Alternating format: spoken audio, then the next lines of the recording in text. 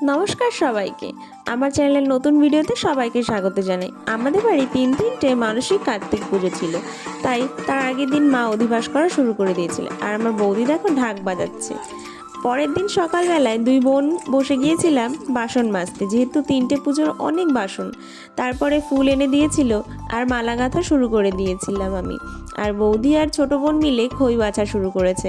আর ওদিকে মেজো বোন আর পাশের বাড়ির বৌদি মিলে নারকেল কোড়ানো ব্যস্ত, যেহেতু নাড়ু করতে হবে। সবাই মিলেই একসাথে কাজ করছিলাম।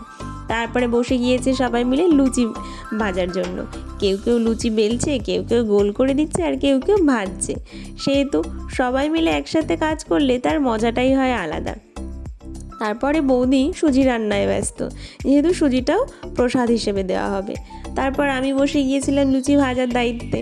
আর সত্যি সবাই মিলে কাজ করে অনেক তাড়াতাড়ি সমস্ত কাজ হয়ে গিয়েছিল। টেনশনে পড়ে গিয়েছিল মা, যেহেতু তিনটে পুজোর কাজ এতক্ষণ ধরে কি করে করতে হবে। তারপরে দেখো সমস্ত কাজ একে একে হয়ে যাচ্ছিল।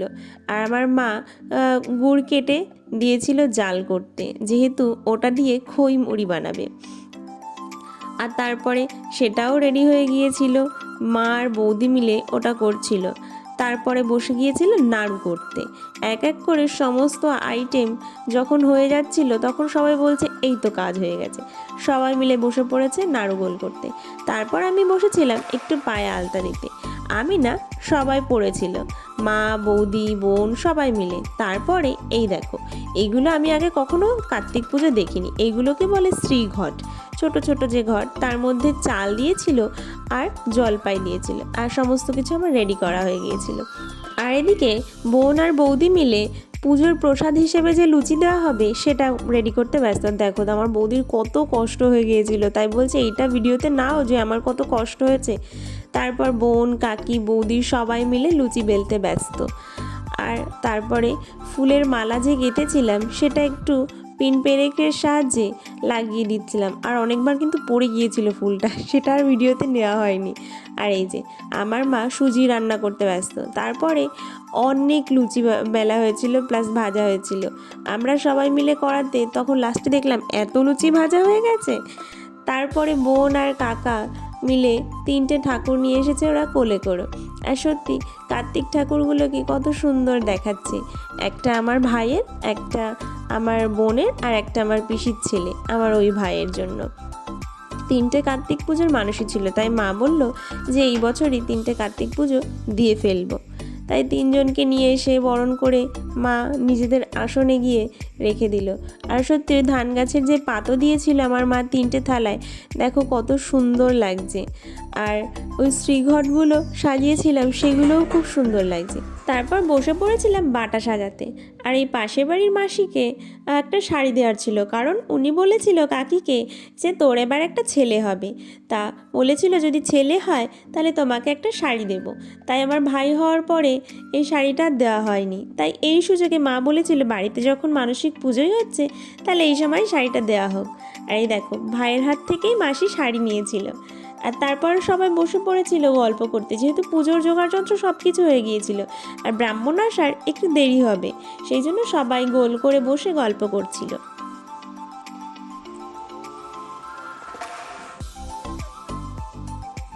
তারপর প্রথম পর্বের পুজো করা উনি শুরু করে দিয়েছিল। সবাই দেখতে থাকো ভিডিওটি। অকান রায়,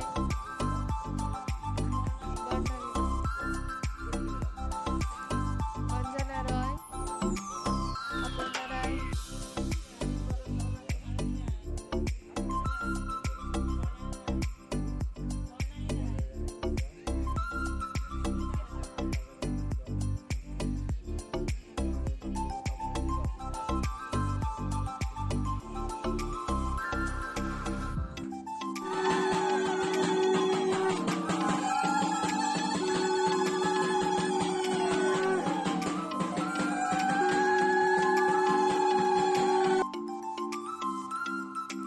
প্রথম পর্বের পুজো করে ব্রাহ্মণ চলে গিয়েছিল। তারপরে সমস্তটি ভিডিওতে একটু তুলে নিলাম যে কিভাবে কি সাজিয়েছিলাম। আর সত্যি দেখো শ্রীঘটগুলো ধানের পাতর পাশ দিয়ে কত সুন্দর করে সাজিয়ে দিয়েছিলাম, সত্যি দারুণ লাগছিল।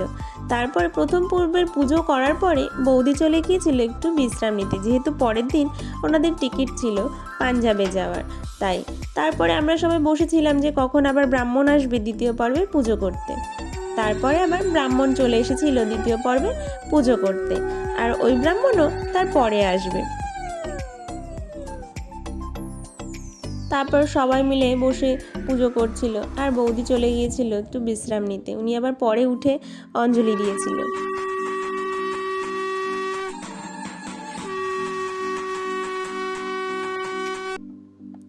আর সাজানোটা কেমন হয়েছে তোমরা কিন্তু সবাই বলবে। খুব সুন্দর করে মন দিয়ে সাজিয়েছিলাম আমি।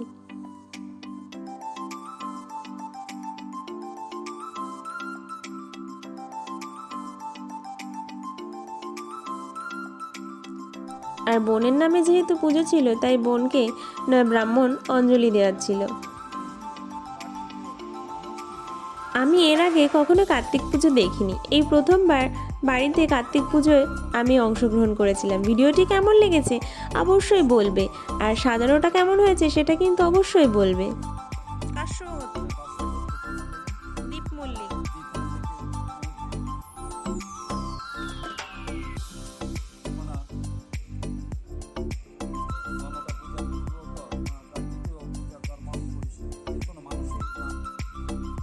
ভিডিওটি ভালো লাগলে অবশ্যই একটা লাইক কমেন্ট শেয়ার করে দেবে, আর যদি চ্যানেলে নতুন হয়ে থাকো ভালো লাগলে তাহলে একটু সাবস্ক্রাইব করে দিও। তারপরে সবাই মিলে অঞ্জলি দিয়েছিলাম। আর তারপরে হোমের যে যজ্ঞ সেটা এসে আগে যে ব্রাহ্মণ পুজো করে গিয়েছিল তিনি শুরু করে দিয়েছিলেন।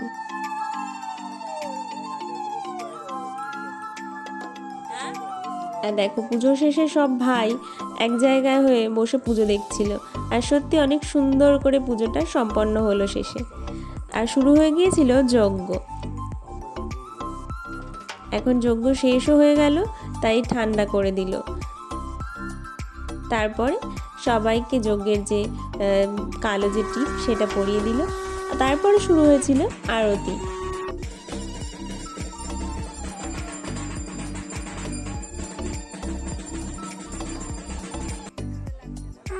তারপর পুজো সমাপ্ত করে দিল।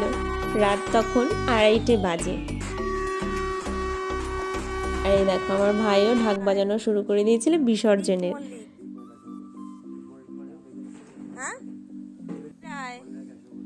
সুনিতা হালদার, অঞ্জনা রায়, অপর্ণা রায়, রিঙ্কি রায়, হ্যাঁ, মঞ্জু রায়, হ্যাঁ।